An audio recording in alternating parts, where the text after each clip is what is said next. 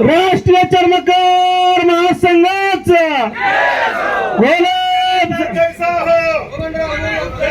उपस्थित सर्व देश का नेता कैसा हो, बबन वल्लभ जैसा हो, राष्ट्रीय चर्मकार महासंघाचा विजय कोण आला रे कोण आला, राष्ट्रीय जनमहासंघाचा वाघ आला, कोण आला रे कोण आला, महासंघाचा वाघ आला. उपस्थित सर्व समाज बांधव भगिनी, मी कोणत्या शब्दामध्ये तुमचं आभार मानू ते मला समजत नाही, परंतु आजची जी उपस्थिती ही खरोखर वाखाणण्याजोगी आहे, कौतुकास्पद आहे. एवढेच लोक बाहेर आहे, अजून इथे जेवढे बसलेले आहेत तेवढेच लोक या परिसरामध्ये फिरत आहेत. आणि सगळ्यात महत्वाचा स्वाभिमान असा आहे की एकही माणूस आम्ही काही भाड्याने आणलेला नाही.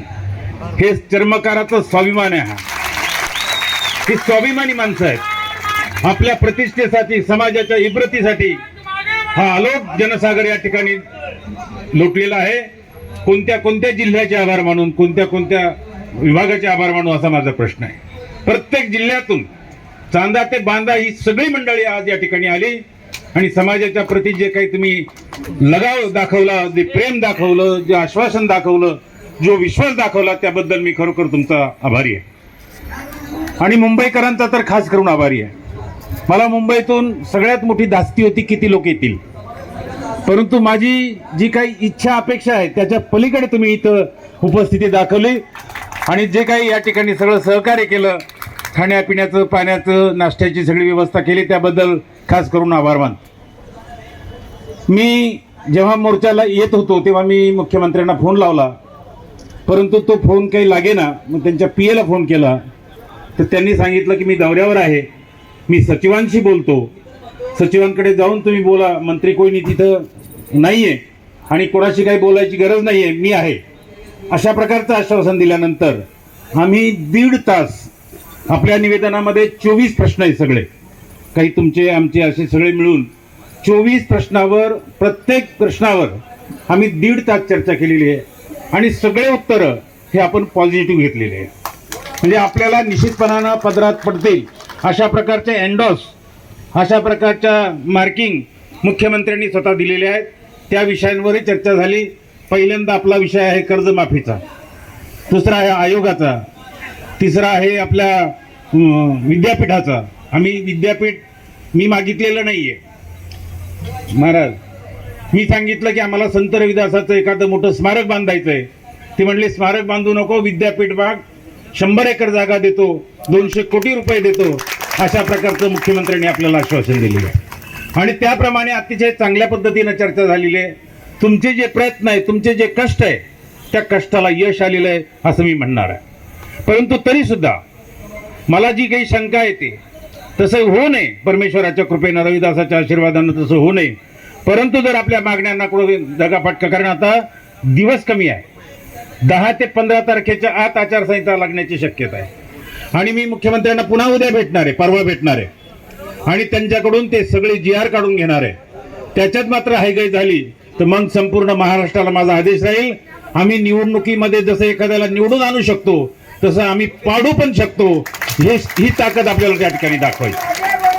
कारण प्रत्येक मतदारसंघामध्ये आपले चर्मकार समाजाचे 10 ते 15 हजार मतं प्रत्येक विधानसभा क्षेत्रामध्ये आहे आणि आपल्याला पाडायला 15-20 हजार मतं भरपूर झाले, निवडून आणायला 15-20 हजार मतं झाले. पण एक लक्षात ठेवा, जेव्हा मी आदेश देईल त्या आदेशाचं तंतोतंत पालन केलं पाहिजे आणि राज्यकर्त्यांना कळालं पाहिजे की चर्मकार समाजाचं मतदान किती महत्वाचं आहे. यांनी हे निवडून आणू शकतात, हे पाडू पण शकतात, हे मी या ठिकाणी गव्हर्नमेंटला सांगू इच्छितो. आमच्या प्रश्नाकडे सहज बघू नका, गांभीर्याने घ्या. हा स्वाभिमानी माणूस आहे, भीक मागणारा नाही, लाचार नाही. हा स्वाभिमानाने जगणारा चर्मकार आहे. जे मागतो ते हक्कानं मागतो, जे बाबासाहेबांनी घटनेमध्ये नमूद केलं तेच मागतो, त्याच्या पलीकडे आम्ही काही मागत नाही. आणि म्हणून बाबासाहेबांच्या कृपेनं आपल्याला भरपूर काही मिळालं. आपल्या योजना बऱ्यापैकी मंजूर झाल्या, मागण्या मंजूर झाल्या. ह्या भ्रमात आपण न राहता आपल्याला जे राहिलं ते कधी मिळतं कसं मिळतं याकडे प्रामुख्यानं लक्ष द्यायचं आहे. आपण आलात, मी फार लांबलचक भाषण देऊन काही तुमचा वेळ घेणार नाही. तुम्ही आता दिवसभर भाषणच ऐकत होतात, परंतु अतिशय चांगली चर्चा झाली. सचिवांनाही वाटलं की हे 2-4 प्रश्न बोलतील आणि निघून जातील, पण तेव्हा आम्ही त्यांचा प्रत्येक प्रश्न वाचून सगळ्यांनी त्यांचं वेळ काढलं. ते म्हणले तुमची चिघाटी मला भावली आणि त्या चिघाट तुमच्या मागण्या असल्यामुळे त्यांनी सांगितलं या तुमच्या सगळ्या मागण्या योग्य आहेत, वेळीच त्याच्यावर आम्ही अंमलबजावणी करू आणि जी आर काढू, अशा प्रकारचं आश्वासन आपल्याला दिलेलं आहे. आणि म्हणून तुमचा हा आजचा मोर्चा हा जो काही सक्सेस झाला असं म्हटलं तर मागू ठरणार नाही. पुन्हा एकदा मी तुमच्या सगळ्यांचे आभार मानतो. प्रत्येक जिल्ह्यातून आपण मोठ्या कष्टानं आलात. नागपूरपासून काही महिला आल्यात, गाड्या आल्यात, सगळीकडून विदर्भ, संभाजी राजे तर आमचे 6 गाड्या घेऊन आलेत. त्यांचाही नक्की विचार करायला पाहिजे.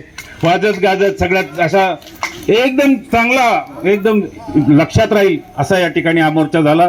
पुन्हा एकदा तुमच्या सगळ्यांचे आभार. जय रविदास.